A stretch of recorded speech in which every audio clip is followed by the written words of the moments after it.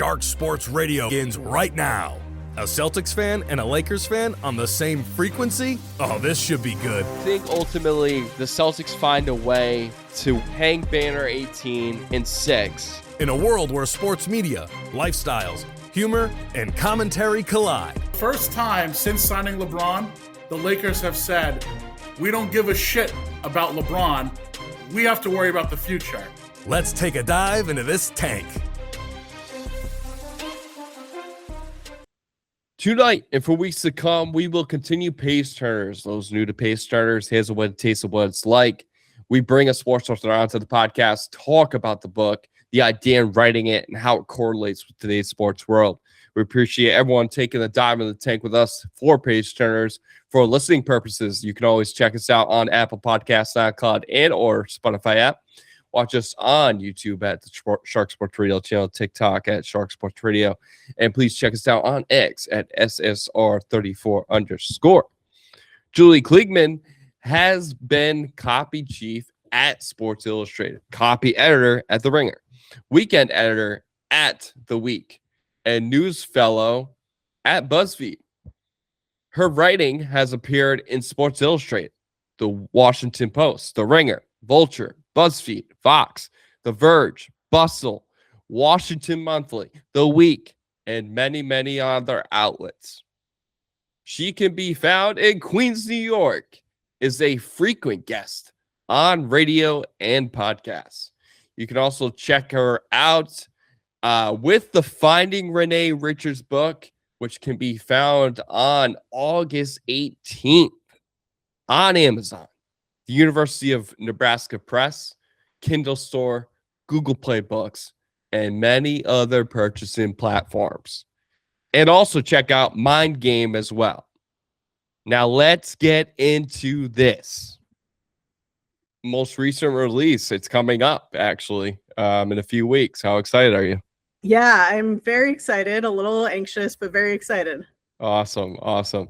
So I got to read the book, but obviously the viewers and listeners have not got the chance because it has not been released. So thank you for sending over the PDF. But if you could kind of share a little bit, like a snapshot of what the book's about for those who are listening and viewing. Finding Renee Richards is my biography of Renee Richards, who is a trans woman who played in the women's draw of the 1977 U.S. Open. And she had to sue for her right to do that.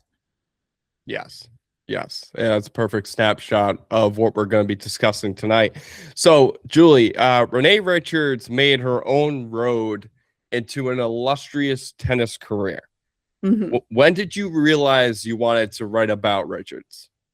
It was a few years ago now. I had been covering trans athletes for Sports Illustrated in light of, all these attacks against them in the past several years. And I really didn't know much about Renee's story. And I just felt it was critical at some point to understanding this current moment we're in.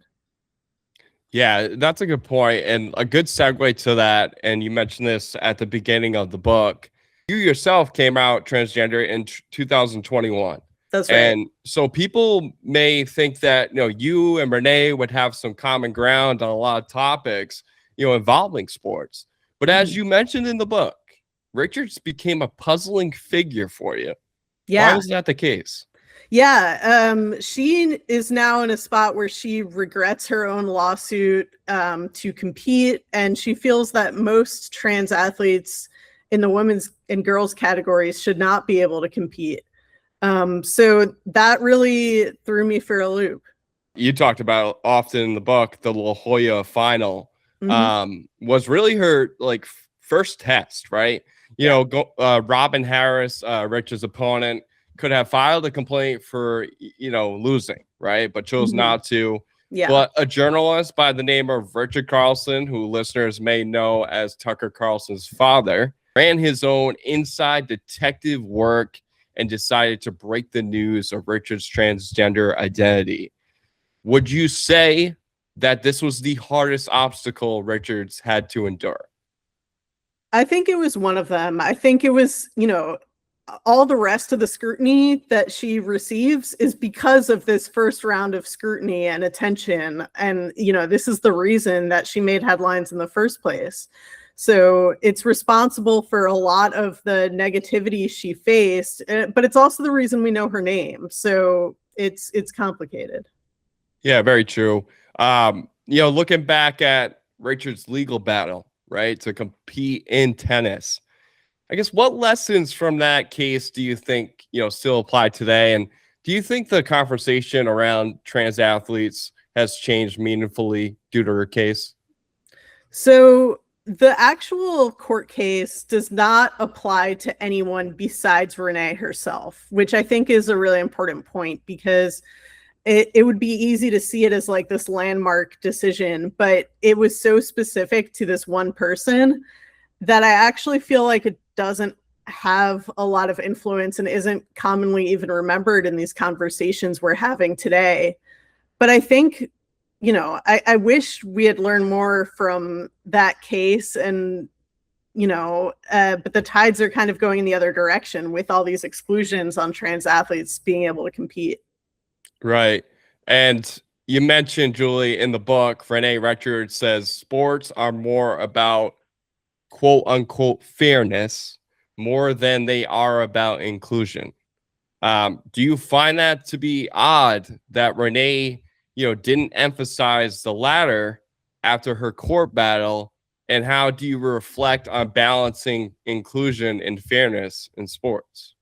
Yeah, so she obviously had a change of heart. It's not an opinion I share with her. I think fundamentally that fairness and inclusion don't have to be at odds with one another, and that part of fairness, I would argue, is including everybody or as many people as possible. Yeah, and absolutely, that's just not something she agrees with. She, she's an ophthalmologist, and she looks at this from a more scientific perspective, I think. Although I don't know if the science shows anything concrete one way or the other, at least right now. Like, I would argue that it doesn't, but she looks at it and is like, oh yeah, I feel like I had an advantage. Yeah. And, I look at it, with Richards herself, like she disagreed on allowing trans women to participate in sports. Right. Yeah. And as you probably heard in the most recent news, the WNBA player Sophie Cunningham, she mentioned her displeasure of having transgender players participate in the WNBA. Even one of the most high-profile trans women, Caitlyn Jenner, has spoken out in favor of banning trans women from competing in sports. Yeah. What is your opinion on the way the media handles these type of discussions?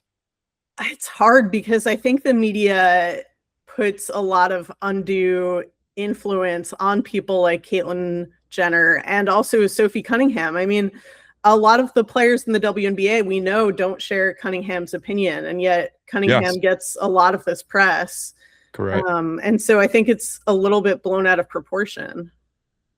Yeah, I tend to agree. I think smaller issues become bigger problems, right? Especially when, the media, becomes involved here. Now, let's talk about Richard's career, because she had a great career. Women's tennis, with a record of 128 and 88, I think it's around 600% winning percentage, ranking 20th in 1979, and then reached the 1977 U.S. Open Women's Doubles Final. How would you categorize Richard's playing career? It was really pretty good, as you mentioned. She wasn't regularly beating people like Billie Jean King or Chris Evert or anything like that, but she was hanging tough with a lot of people, and I think that's really impressive. She was clearly no slouch, even though she was coming at it when she was a little bit older, in her 40s. Yeah, and like her left-handed serve was really like dynamite, right? You talked about it early on in the book, and it got her ranked 6th in the 35-year-old and over amateur tennis tournament. I guess, how did her tennis talents progress into an all-time, player? And do you think her legacy, may have been viewed differently if she hadn't reconsidered her options on trans athletes?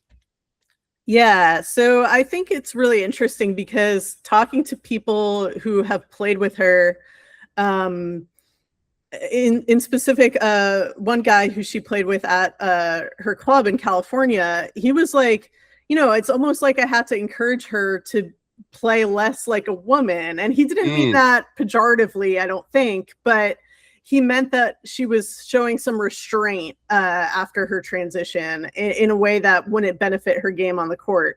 So but it's a really, I think she was able to overcome that, yeah, and really, really show her stuff as we talked about. So I think her legacy is a lot more complicated given that she's not like a perfect icon or representative or spokesperson for transgender rights.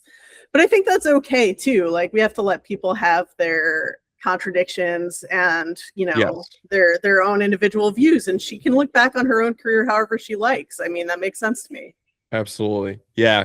I always like to ask whenever I bring authors on, I know there's always something that kind of clicks or, maybe a small story that you didn't include a part of the interviews.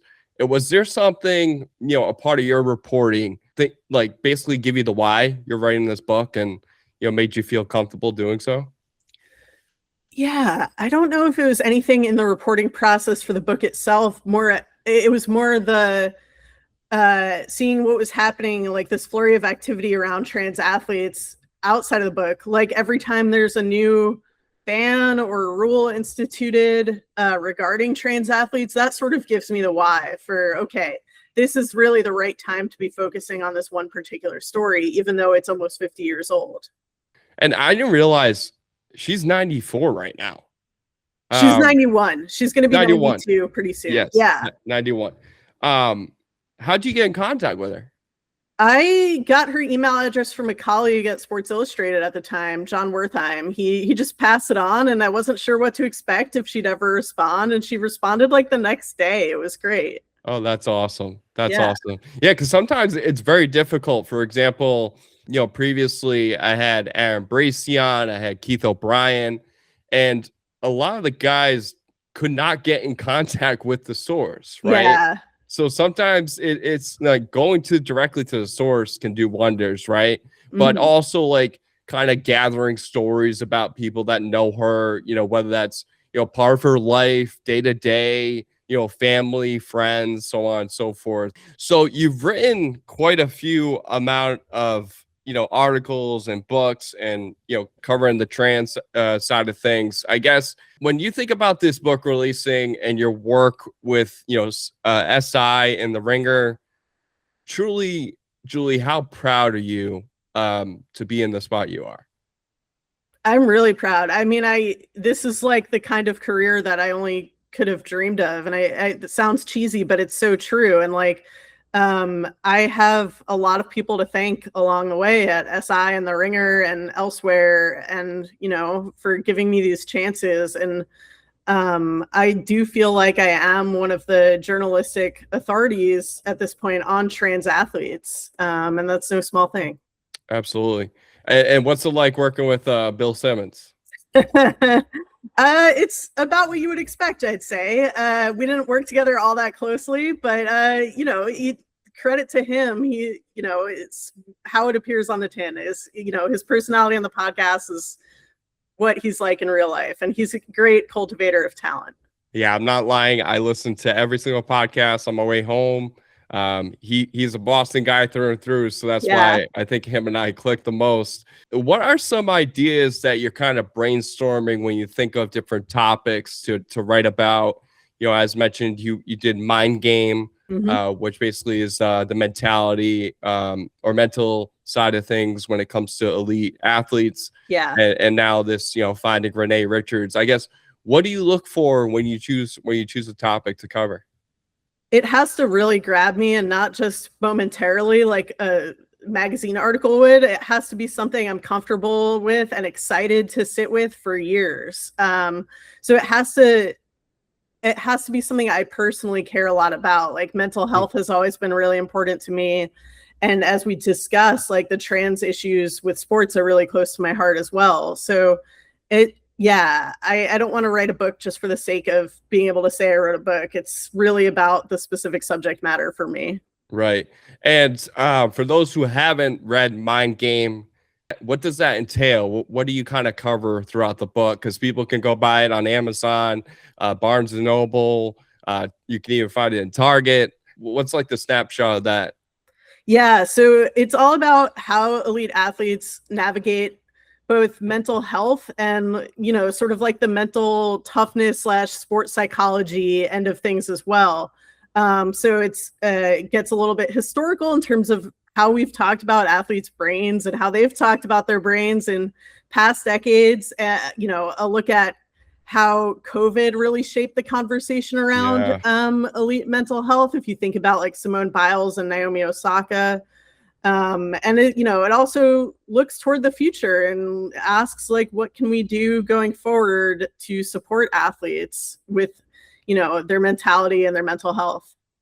Yeah, that's a good point too. I think like mental health, makes the body go, right? Yeah. So that is extremely well thought of. When you think of other ideas that you're looking to cover, obviously, Finding Renee Richards is coming out very, very soon, which we are all excited about. But when it comes down to the next topic, what are some of your brainstorming ideas you have in mind? I genuinely don't have anything yet. And like I said, I don't want to force it. So I'm not really pushing myself to like find the next thing until it feels like the right fit. I mean, I'm lucky enough to have a day job in journalism and copy editing. So I'm pretty fortunate that I don't like need to do something before I'm ready to. Now, and the job you have is really cool. Anybody that, works at SI and the Ringer, you're kind of living in the dream, right? So thank you. Yeah, I think so. absolutely. You guys got to go check out Finding Renee Richards. Great read, Julie. Great job covering all facets. I'm going to be straight up with you on the spot. I had no idea Renee Richards even existed, but it educated me. And it's important for people to find knowledge and open up a different side of yourself and look and see different perspectives. And I think that's most important, through journalism, different ideas, emphasizing those. And it was something that like, I think a lot of people should, open up their eyes and educate themselves more and more and more. Cause it goes beyond Title IX. It goes beyond. I can't thank you enough for coming on and joining me. I know that the book's releasing. So where can people find the book and purchase it? Yeah, so it's sold through HarperCollins and wherever books are sold, whether that's Amazon, your favorite indie bookstore, Barnes and Noble, etc. And of course, you can place a request through your library. And before we let you go, what's your favorite book you've ever written, or ever read? I would say this isn't a sports book, but I really like this book called Why Fish Don't Exist by Lulu Miller. Okay. It's a biography, so I connect with it from that perspective, and it's about this guy in history who classified a bunch of different fish, and it gets into way more issues than you'd expect. Wow. There's like a crime subplot, there's like a disability subplot, there's a lot going on. Wow, that's really, really cool. Okay. So it's just like a domino effect. It just happens in a lot of different ways. Yeah, you're sort of you open it thinking it's one thing, and it goes in a lot of directions pretty quickly. It comes at you fast. Gotcha. Awesome. Well, this has been fun. I think a lot of people are gonna, like I said, open their eyes more.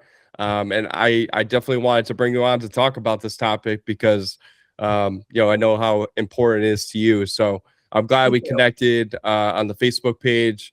I'm glad he emailed me, and I'm glad we can make this happen. So I really appreciate you making the time. Yeah, thank you so much. I appreciate it a lot. Awesome. Thanks, Julie.